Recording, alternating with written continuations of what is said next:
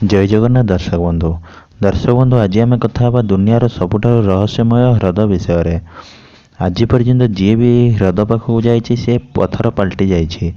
दर्शक बंधु आम दुनिया रे ये अनेक घटना अच्छी जो सबू घटना आज भी रहस्यर घेर भितर अवस्थित। यही एक रहस्यमय ह्रद द लेक नेट्रोन जहाँकि तांजानिया रे अवस्थित। यही ह्रदटी संपूर्ण रहस्य घेर मध्य अवस्थित।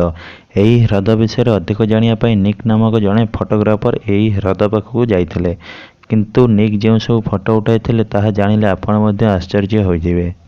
यही ह्रदटी सेठाकार पशुपक्षी मानक पई कौनसी अभिशाप ठारू कम नुहे।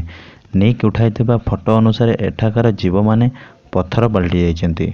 कुहा जाए जे यही ह्रदर पानी को जी भी छुई दिए से पत्थर पलटि जाए। आउ किछि लोकंक कहवा कथा जे किछि वर्ष पूर्वे सेठारे बहुत परिमाण रे ठंडा होइतिला, जहा फल सेठी बास करुवा पशुपक्षी मानकर मृत्यु हो जाइतिला। आउ सेठारे एक ज्वालामुखी फाटिवा द्वारा सेठाकर पशुपक्षी माने पत्थर पलटि जाइतिले। आउ किछि लोकंक कहवा अनुसार यही ह्रद पाखरे एक अद्भुत प्रकार स्त्री लोक बास करुछि। जेउ जीव से स्त्री लोकर आखि को देखे से पत्थर पलटि जाए। या छड़ा से स्त्री लोकर मुंडरे चुटी बदल साप अच्छी।